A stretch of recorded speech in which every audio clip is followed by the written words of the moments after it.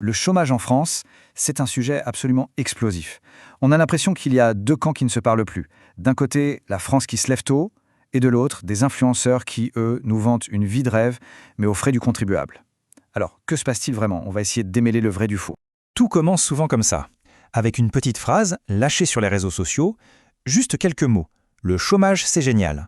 Et hop, ça y est, la machine est lancée, la polémique enfle. Et puis, parfois, ça va plus loin. La provocation monte d'un cran. Ce genre de message s'adresse directement à ceux qui travaillent en les narguant. Forcément, ça crée de la colère, de l'incompréhension. C'est la division à l'état pur. Ce phénomène a même un nom, figurez-vous, les influx chômeurs, des jeunes, des créateurs de contenu qui tournent leur inactivité en dérision. Et là, le chômage, ce n'est plus présenté comme un accident de parcours, non, ça devient presque un projet de vie, un lifestyle. Bon, alors, la grande question qu'on doit se poser, c'est cette vie de voyage, de grasse matinée, le tout financé par les allocations. Est-ce que c'est vraiment représentatif de la situation ou est-ce qu'on ne serait pas en train de regarder la toute petite pointe visible de l'iceberg? Allez, on quitte un peu les réseaux sociaux, les anecdotes et les provocations et on va regarder ce que disent les chiffres. On va confronter cette image un peu glamour à la réalité du terrain. Et là, le contraste est saisissant. D'un côté, les réseaux sociaux nous montrent une vie de luxe, de vacances permanentes, d'argent facile. De l'autre, les études, elles, racontent une toute autre histoire, celle d'une galère financière au quotidien, de taux de dépression qui explosent et d'une pression constante pour retrouver du boulot. Le chiffre à retenir, c'est peut-être celui-là, 950 €. C'est l'indemnisation médiane. Ça veut dire quoi? Ça veut dire que la moitié des chômeurs qui touchent quelque chose, eh bien, ils touchent moins que cette somme. Et 950 €, c'est bien en dessous du seuil de pauvreté. On est très, très loin de la vie de palasson. Et voilà une autre idée reçue qui vole en éclats. On a souvent l'impression que tous les chômeurs sont indemnisés. En fait, c'est tout le contraire. Moins d'une personne au chômage sur deux touche une allocation. La majorité ne touche absolument rien du tout. Et au-delà de l'argent, il y a le coût humain. Et il est immense. Les études sont formelles. Le risque de décès est 3 fois plus élevé chez les chômeurs. Les taux d'anxiété, de dépression explosent. Et puis il y a l'isolement social, la perte de confiance en soi, la stigmatisation. C'est une épreuve extrêmement difficile. Alors, pourquoi cette colère, cette rage parfois contre les chômeurs?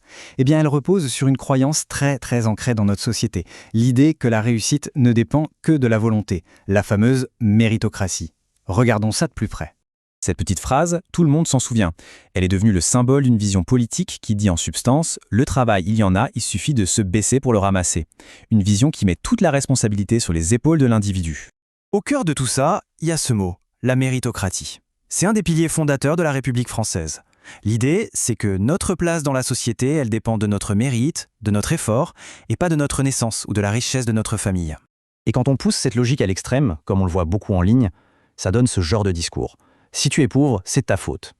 L'échec devient une faute morale, un simple manque de volonté personnelle. C'est une forme de culpabilisation très dure. Mais est-ce que ce grand récit du self-made man, de la réussite par le seul mérite, colle vraiment à la réalité? Les données, elles, semblent nous raconter une toute autre histoire. Une histoire où l'héritage pèse bien plus lourd qu'on ne veut bien l'admettre. Prenons un exemple que tout le monde connaît, Bernard Arnault, l'une des plus grandes fortunes du monde. Son parcours est souvent cité comme l'exemple parfait du self-made man, celui qui a bâti un empire en partant de rien. Mais est-ce que c'est vraiment ça?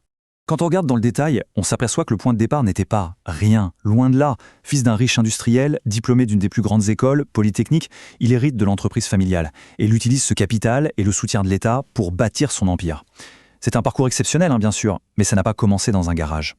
Et ce cas n'est pas une exception, c'est le reflet d'une tendance de fond. Regardez bien ce graphique. Dans les années 70, la richesse héritée, ça représentait 35% du patrimoine total. Aujourd'hui, c'est 60%.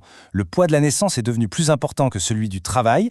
Et ce chiffre, il est juste sans appel, 80%. Au sommet de la pyramide économique, 8 milliardaires français sur 10 sont des héritiers. L'immense majorité des très grandes fortunes ne vient plus du travail, mais de la transmission familiale. Et tout ça, ça nous amène au cœur du problème, à la racine de cette frustration, de cette colère qui monte et qui oppose ceux qui bossent aux assistés. C'est ce sentiment de plus en plus partagé que le travail, le travail ne paye plus, que ce n'est plus l'ascenseur social qu'il était. Ce graphique, il est peut-être le plus parlant de tous. Dans les années 60, il fallait en moyenne 15 ans de travail pour doubler son niveau de vie. Aujourd'hui, il en faudrait 84. Une vie entière de travail ne suffit même plus. C'est vertigineux. La conséquence directe de ça, c'est un phénomène qui prend de l'ampleur, les travailleurs pauvres. 2 millions de personnes en France. 2 millions de personnes qui ont un emploi, qui se lèvent le matin, mais qui vivent sous le seuil de pauvreté. Avoir un travail n'est plus une garantie de pouvoir boucler ses fins de mois. Alors, face à ce tableau assez complexe, quelle est la réponse des pouvoirs publics? La stratégie qui a été choisie semble se concentrer sur une partie seulement du problème. Mais est-ce vraiment la bonne cible? Le plan est assez clair. Premièrement, on réduit la durée pendant laquelle on peut toucher des allocations. Deuxièmement, on durcit les conditions pour y avoir droit. Et troisièmement, on augmente les contrôles sur les demandeurs d'emploi. L'idée affichée, c'est d'inciter plus fortement à retourner travailler. Et on termine avec cette question qui reste ouverte. Est-ce que le fait de durcir les règles pour les chômeurs, de les punir en quelque sorte, ça règle vraiment le problème de fond, celui d'un système où le travail ne permet plus toujours de vivre dignement et de progresser? En se focalisant sur les individus sans emploi, est-ce qu'on ne passerait pas à côté de la vraie question?